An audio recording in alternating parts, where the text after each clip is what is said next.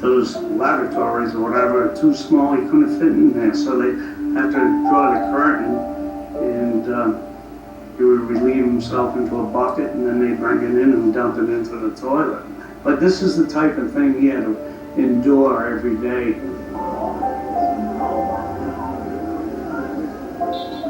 When we walked through the airports, if he got ahead of me, I'd hear all the unkind things that people would say as he walked ahead of me. Oh my God, look at that guy. And it just broke my heart. I felt like, I said, these people don't even know this guy. They were making fun of him. They perceived him as a freak of nature. And that hurt Andre more than anything. This guy was very sensitive. People never saw that side of him. But he told me, he says, you know, boss, sometimes they laugh at me, they point at me, it hurts my feelings. He would cry.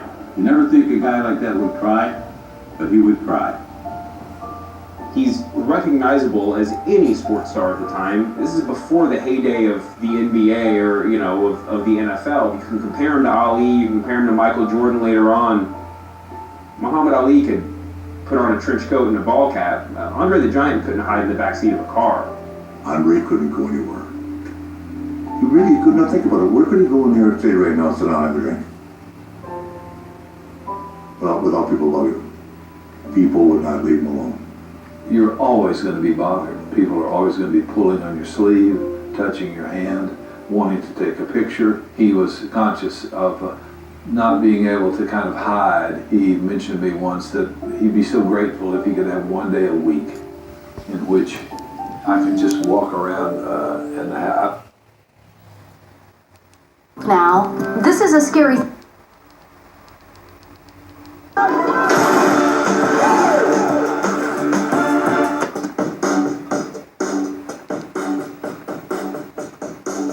No one likes getting splashed.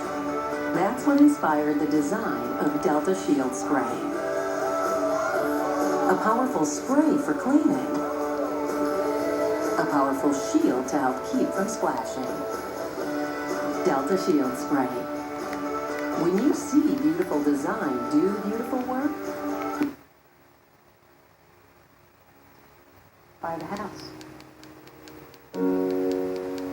My husband at the time, Frenchie, he had met Andre when Andre was in Louisiana. He called up and he asked if we wanted to move up and take care of his house. Said he had a house in Ellerby and he wanted us to Get a little bit Get up and lay down if you want to. He told me that it reminded him of France and the little town that he grew up in.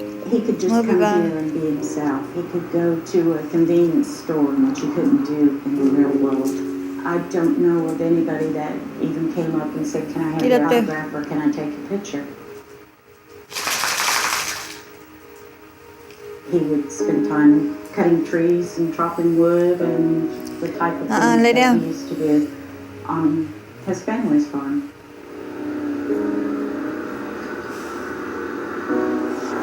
Lay down, Biba.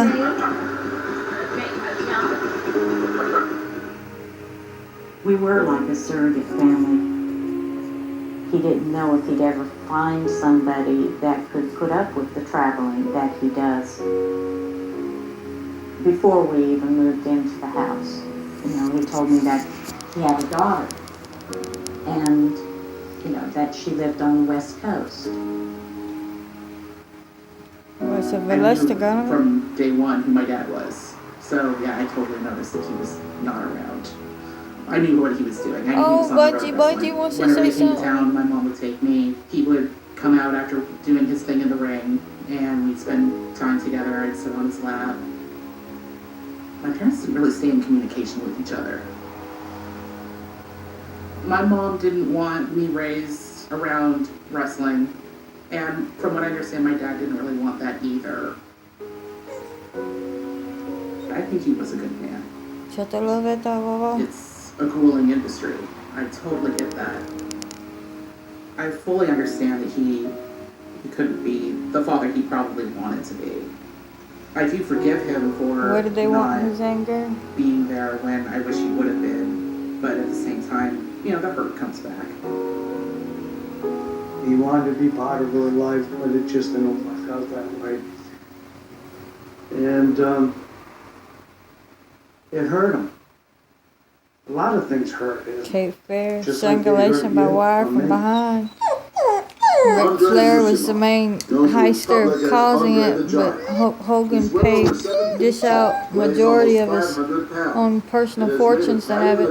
On the pro wrestling circuit. As a child in France, his body produced too much hormone naturally, which not only made him taller, but enlarged all of his organs. Fabric and working. distorted his features. It is a condition called acromegaly, and its signs are No, unmistakable. digestion for his The condition weight and can height. be corrected if diagnosed at an early age. I use what God gave me. Not nasty. I'm not supernatural. I use myself. So what God gave me, I use it to make a living.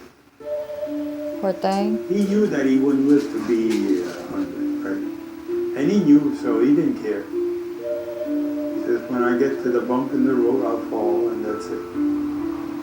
His philosophy You bump in the was road, that you're supposed to what let it made hit him the the way ground. that he is, and You hit the ground hard to show how hard you can hit it to get right back up once you make your he never went effect. to the doctor until What you go about let them what you want? He came into my office in the early 80s with an injury of the ankle. I'd never heard of him. It was new to me, and Ted Bradshaw my can't first come to this impression was, film. this is Come on now. the biggest guy I've ever seen. As he came to the door, the room temporarily darkened. It was surprising he was walking. It was a sort of fracture that people don't usually walk on. Because I had a small case Get him to of the hospital, fix the ankle. somebody wanting him removed, not only for the education he was trying to get for wrestling reasons, for a healthier conscious mind of living and acceptance and emotion, but wanted him to be removed from his fabric farm just for the soil itself to start for a new growth of type of food. That way the food itself would be prosperous and like, oh, look, it's a good food. And that was the reason why he was taken from the farm that he was at. But that's not where he was murdered at. Treatable to a degree, not reversible, but maybe arrestable. He decided that he didn't want treatment at that time because he thought it would interfere with his career as a wrestler. Aundre initially didn't realize that he had acromegaly. When he was informed, the commissioned doctors at Madison Square Garden told me he's going to be lucky to live to be 40. Mental mind is the strength of knowledge. He refused a lot of medical help during the course of his lifetime. How we judge ourselves internally, exteriorly, and in building ways is like the most important thing to a successful life. You can't have and cover up your sins. You must enjoy yourself to enjoy surrounding. The pro wrestling world was going through a sort of seismic shift. The era was starting in earnest under the watchful eye. Give his knowing to another. That's right. That's what his cry, because he was so educated emotionally.